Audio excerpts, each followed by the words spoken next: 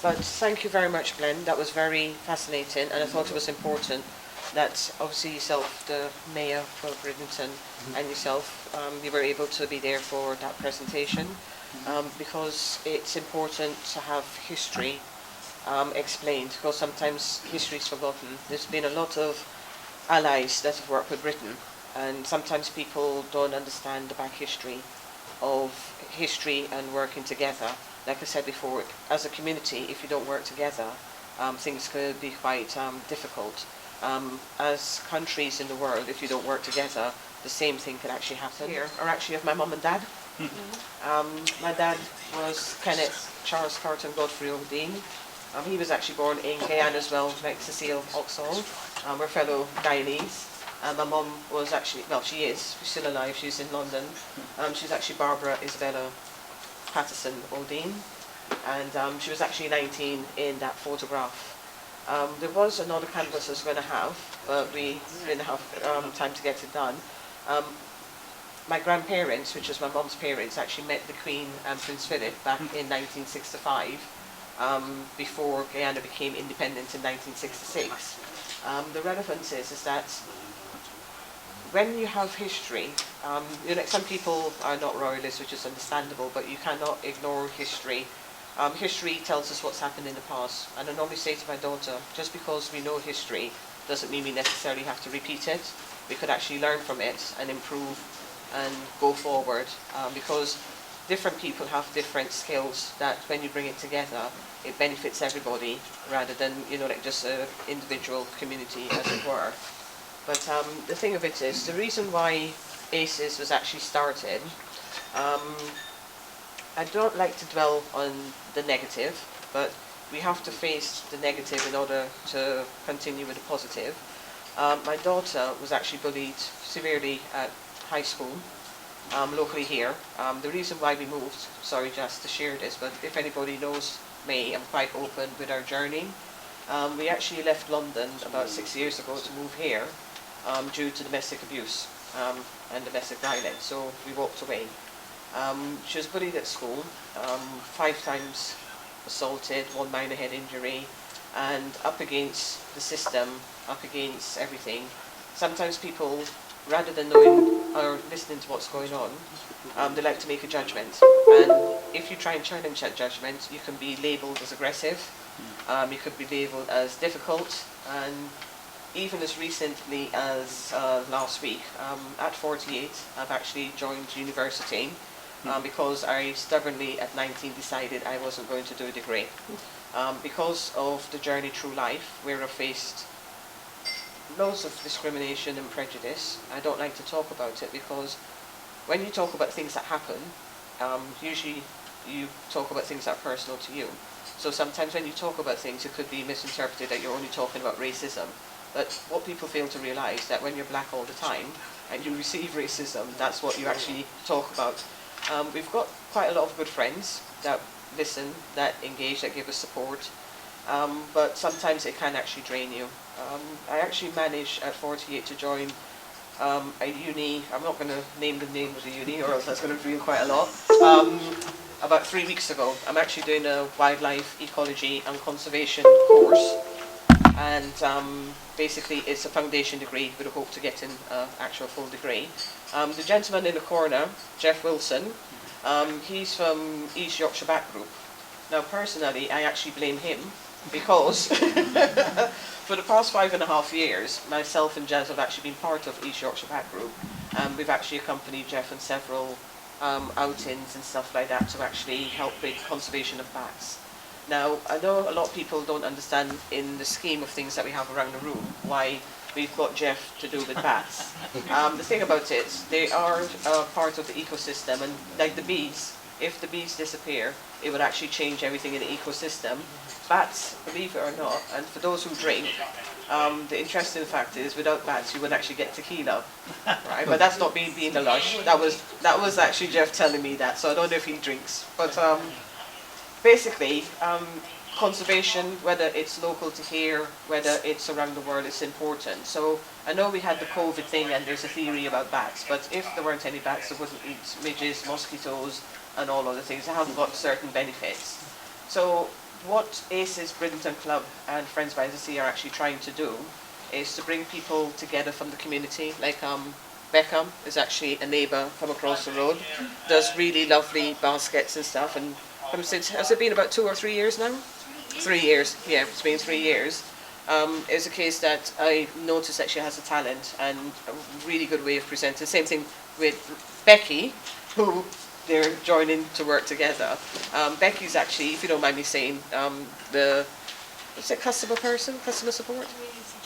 Yeah, community champion for Morrison's, which is the local, one of the local supermarkets. So what you'll find around the room, we've actually got different people that we're trying to bring in into the charity to help other local people. We've got Clive at the back, Clive Nichols.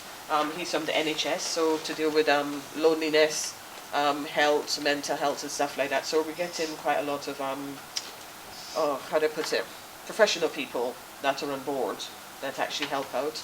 We've actually got Mary at the back there, who's a Reiki practitioner, and we actually work with Mary alongside the charity to do with meditation, you know, like different things like that, because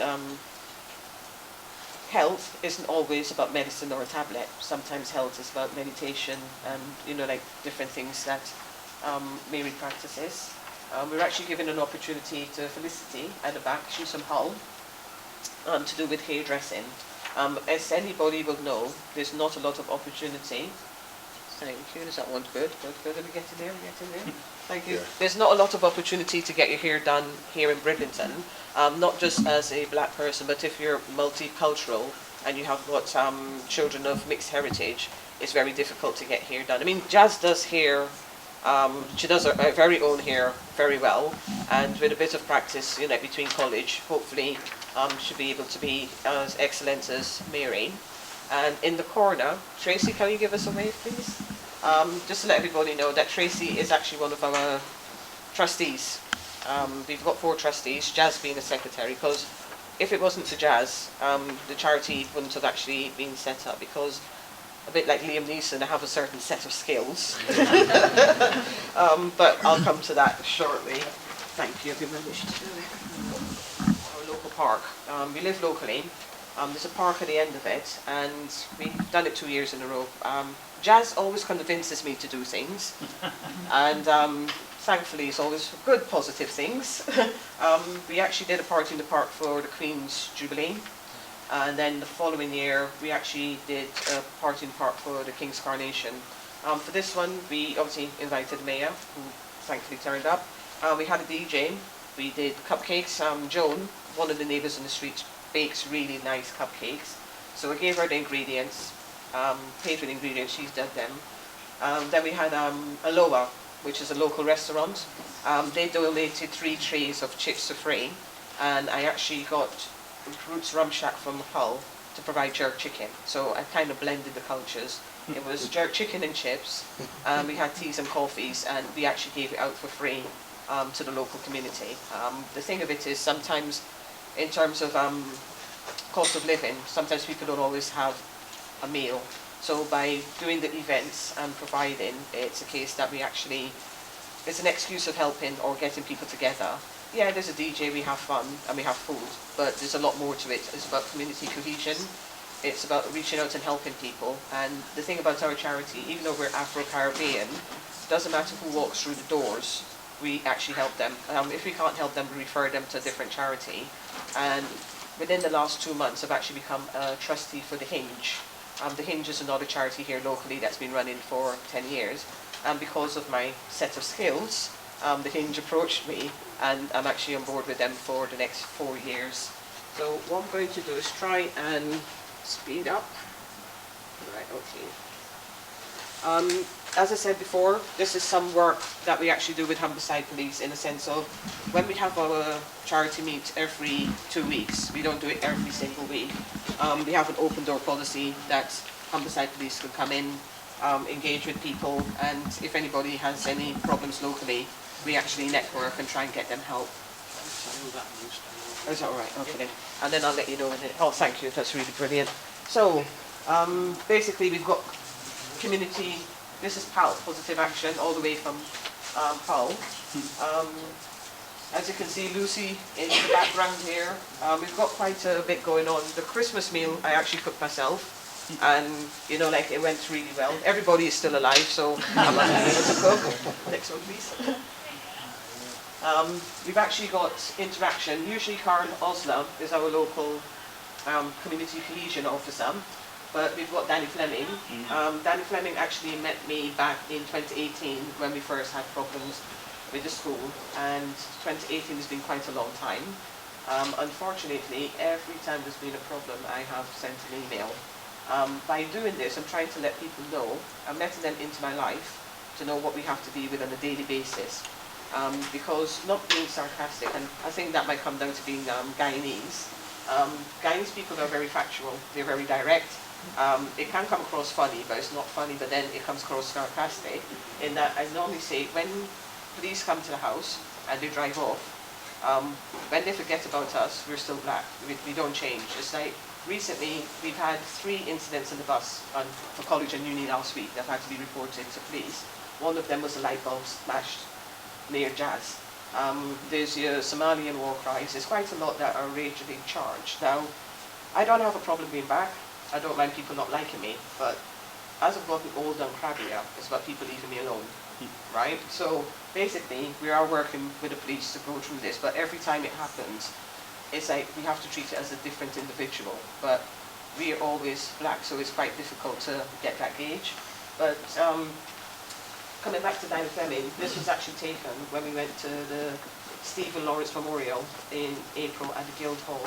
Now, unfortunately, in the back of the line, you don't want anybody to die or anybody to be injured, but a light bulb can be quite sharp. Jazz is actually about the same age as Stephen Lawrence, unfortunately, when he perished. Usually, personally, I don't like talking about racism because, A, I don't want to offend somebody. I normally dress smartly. I've actually bought a hoodie this week, but that's because of the course, you know, we're going to be on field trips.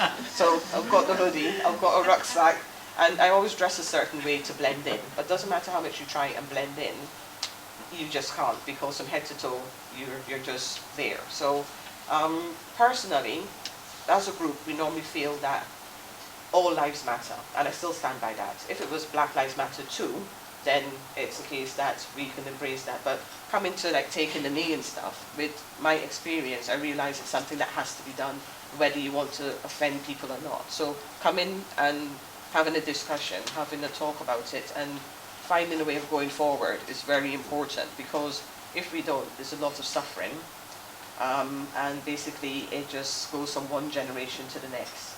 So this is where it's important, from finding out that yes, this is what history is.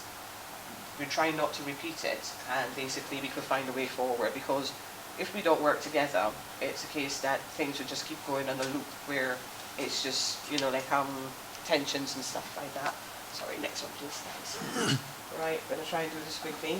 I'd like to say a big thank you to Hull University, Dr. Nicholas Evans, for coming all the way to Bridlington.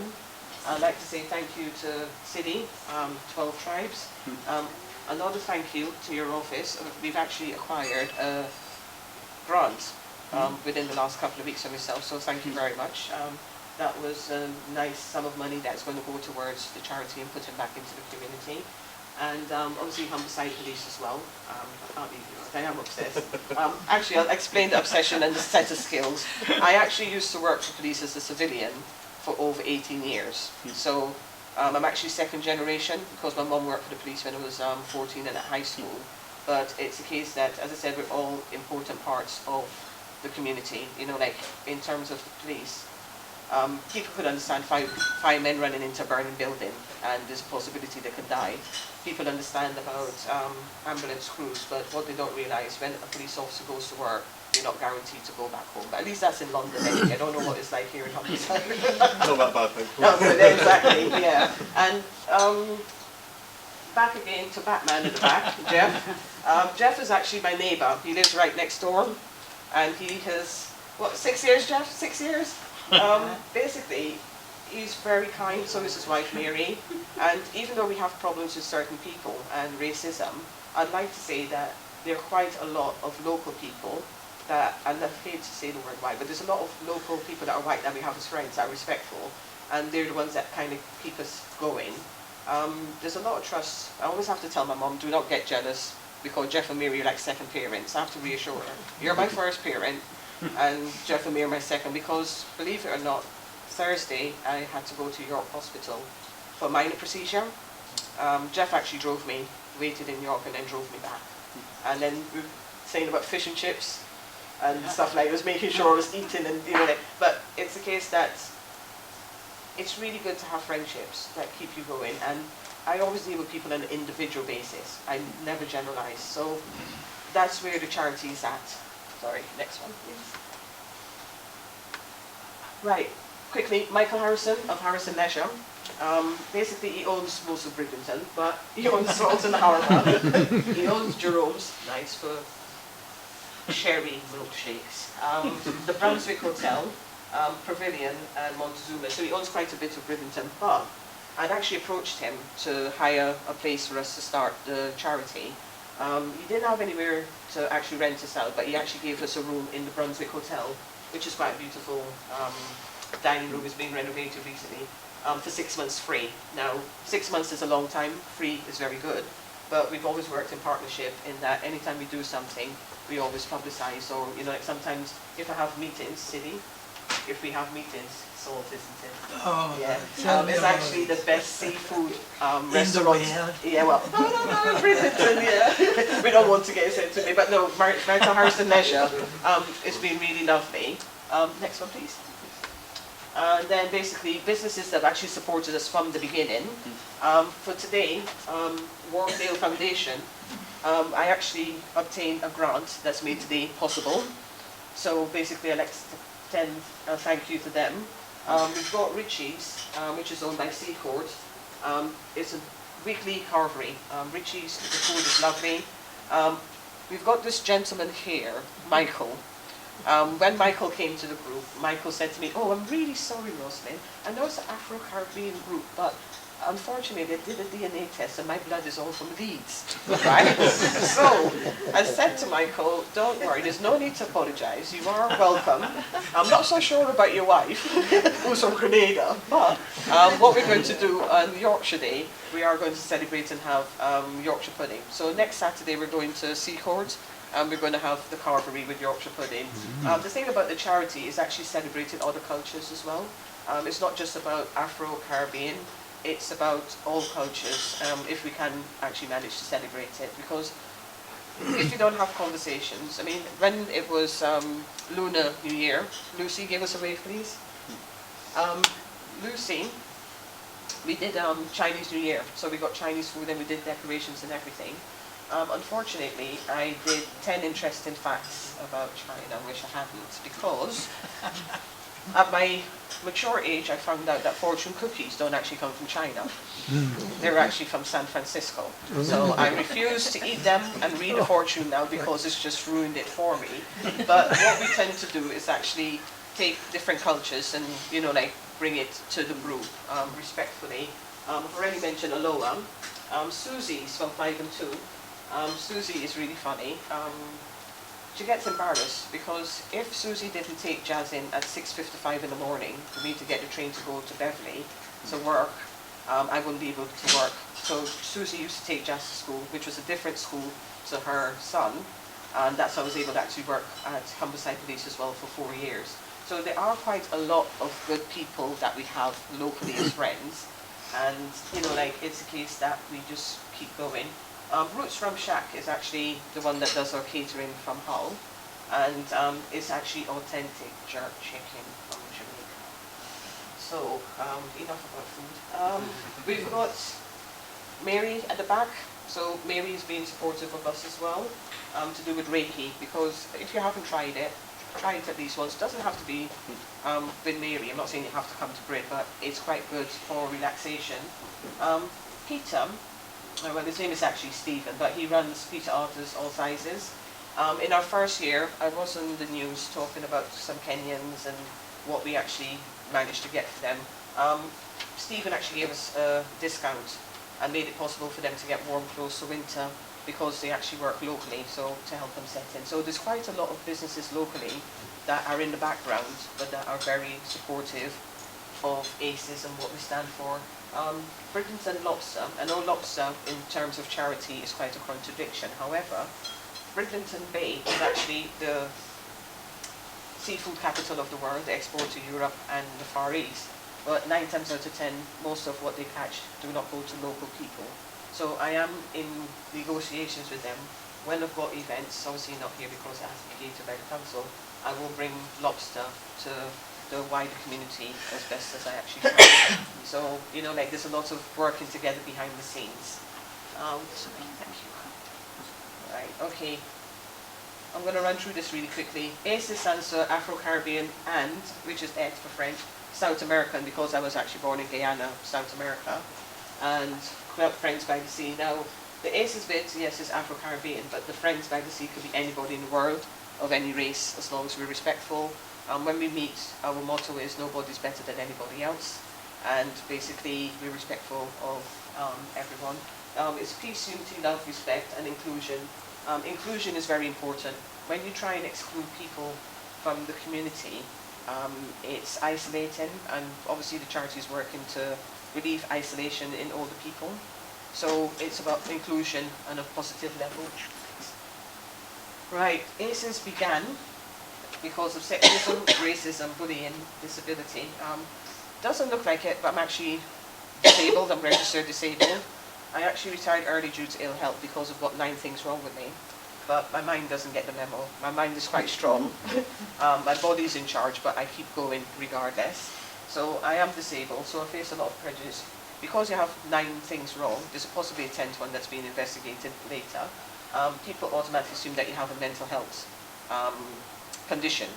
And I have to keep telling them, no, I'm perfectly sane. But the more I actually challenge that, is the more I sound insane. But we like to have fun. So hate crime, I've actually, both Jazz and I've survived knife crime in London. You just tend to cope, because what I normally say to people, if you deal with bullying, and you don't deal with these labels, if you deal with bullying, you will have a drop in suicide rates, you will have a drop in self-harm, you'll have a drop in mental health conditions and stuff like that, because I got bored when I was working part-time and did a mental health awareness course, and it went through all the different things of triggers of mental health conditions. But if you deal with bullying, because it lasts with you from childhood into adulthood, and isolation, everybody wants to be included and accepted and to be part of something. And if you isolate or exclude them, it could actually have a fundamental impact where it would actually cause quite a lot of things in the community. Obviously, sometimes you have misjustice or no justice. And as I said, we moved up from London because of that. But it depends on how you recover. You don't always have to be a victim, but you can actually recover and move on. But if we work together, it'll be a lot better. Yeah, here we go. Oh, we've gone back. Oh, we'll go back. Oh, there we go. Okay. Right, well... Right, Glenn, you've done this bit, yes. But basically what happened, I found out about what Glenn was doing, and then I thought, you know what, I'm running a charity. I am going to be brave, and I phoned Glenn up and say, listen, would you like some help? My name is Rosalind, I'm from Bridlington, saw what you're doing. I don't need to be in the forefront. Do not mention the charity. It's not about the charity. We are just going to help you in the background. And we did the food and stuff like that. It isn't always about we're the best. We're, you know, like I have to have a bit of the TV publicity and stuff like that. Sometimes what we tend to do is just go and help people that need help or support people and make things happen. We did have a really good journey on the days out, because I had to hire a minibus to take some people to Filey, because not everybody could, and then did the food as well, so we've got all of that. We've been in the Yorkshire Bell, got a bit drenched, felt a bit seasick, but we had a good time. There was talk about doing it next year, but hindsight, I think it might be the year after when we forget the trauma. But it was really good. If you get a chance, Flamborough is really brilliant. This is a member, Martin, so we, instead of going to our charity, we went to Martin's boats and stuff like that. So we try and do things that other people in the charity enjoy. It's not just about come see us and then that's it. This is at Seacourt, organised for 22 people to go and have a meal at Seacourt Hotel. If you don't mind me saying Clive, when Clive and I had a meeting after, I didn't think anything of it, but Clive commented on how well it went, how everybody engaged, different ages, different races, and everybody had a good time. It wasn't, oh, well, I'm black, you're white. Oh, it was just, we went, we had nice food, we had conversation, Clive did the speech. So this is what I'm trying to encourage in terms of working together. And this one here, Lucy suggested we go to Leeds Carnival. Now, I've lived in London for over 30 years, avoided Notting Hill Carnival, and when she suggested it, oh, you have to get a coach. I was kind of like, what on earth? But we went, we had fun, and as you can see, the youngest was near enough about 7, right the way up through, well, I'm not going to say age, but people in the 80s. Yeah, I'm looking at you, Michael. People in the 80s. But basically, the group is quite, age range is quite wide, and we try and do many things. We made a point. It's a known fact that there's not a lot of Afro-Caribbean charities that are inclusive of gay, lesbian, the LGBTQ plus community, but I'm a person of my word. Basically, if we suffer hate crime, we cannot perpetuate it to a different group regardless of gender. So we made a point of getting a table at the Bridlington Pride this year because everybody has feelings, everybody, you know, everybody needs to be treated with respect.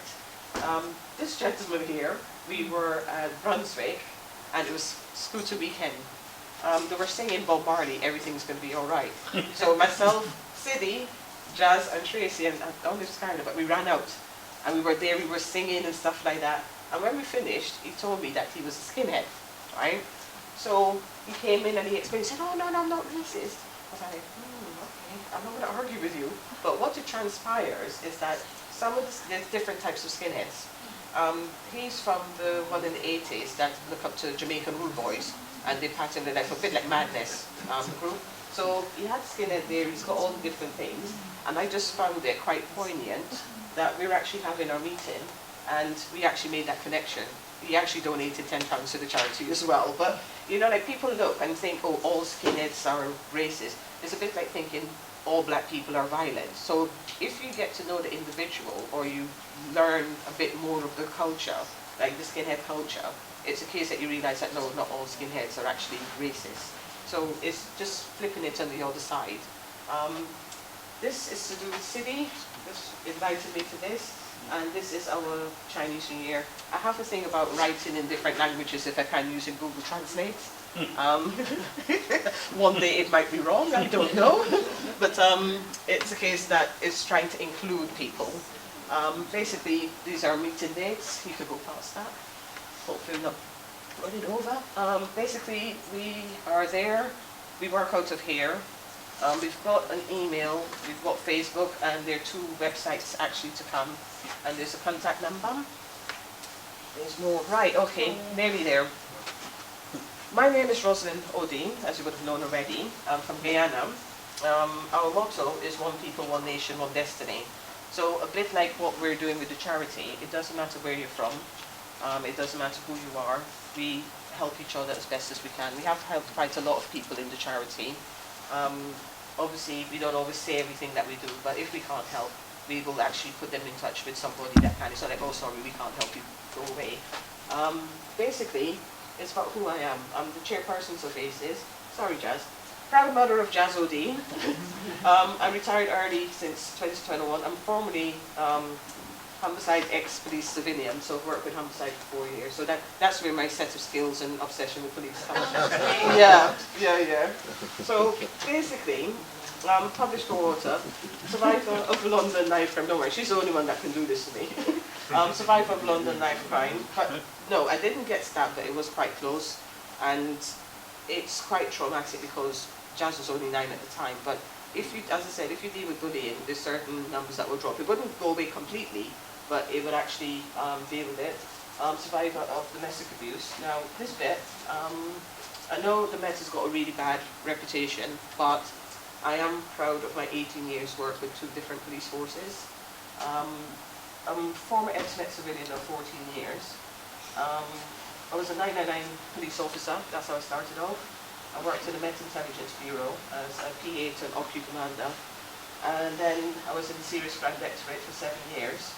And finally, before I actually left, I worked in SO15 counter-terrorism.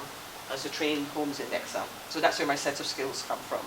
But there's a lot of knowledge, there's a lot of experience, and even though I'm retired, Jazz feels I shouldn't waste it, and she's encouraged me to help other people. Luckily, Jeremy Kyle is no longer on TV, not that I used to watch it, but I could watch a film and have a cup of tea. But Jazz, she is very good at her age that she encourages me to do things and help people. So basically, that's it. One more. And they're not here today, but we have a local lad who's actually done really well in running. He's only in year 7. He actually took the first boy trophy. So I was actually going to acknowledge that. I have got a present for him, but I will give that to him later. And finally, here we go. You would recognize this particular individual. Jazz is actually going to be published in November. She's actually That's won. what I was talking about. Yeah. I know. Oh, you did that deliberately, didn't you? She's actually won a young writers competition. So she's the insulting thing, and it's not a competition. My book that I did as a co-author is That's only. what I'm saying, we're twinning. Yeah, it is. It's only worth about £2 something, but one of her books is about £17. So she's outdone me. But this is what you want for your children, to outdo you. So I'd just like to say, well done, guys. Congratulations. I've already ordered 9, so you know, like, that's proud. Sorry, go on. And just to end on this note, I'm planning to have ACES anti-bullying project, and I would like to get that started, because it's not just about bullying for Jazz, it's bullying for anybody. Any teenager at school, as you will full well know, it isn't nice. It's not about being woke, it's not about being weak. If you don't like somebody, leave them. You will face many defeats in life, but you never let yourself be defeated. Because once you're defeated, you have no motivation to go, you have no motivation to think, and that lack of enthusiasm has a knock-on effect, not just for yourself, your family, and the wider community. And the best way to predict the future is to create it. So what I would like people to think and take away from this is to, yeah, we know what the past is. The past has been done already. It's not about blaming a particular side for slavery or racism and stuff like that. If you look at life and have a conversation, sometimes the conversation has to be frank, sometimes the conversation has to be truthful. And when people talk about slavery from since a young age, and people automatically assume slavery is to do with black people, I normally say you have to look at history to realize slavery is a human thing, and it's, they're all different races that have been enslaved. There's still modern day slavery that's happening now. So when we look, we have to look on a wide scale, and anybody that's suffering, it's inhumane, we need to reach out and help regardless of race. So that's the narrative I'm taking from here. Yes, past has happened, we can't change it, but we have the best way to predict the future by actually creating it ourselves, by working together as a community. Yeah, so I think that's it. Yeah, perfect. Okay, and on that note, thank you.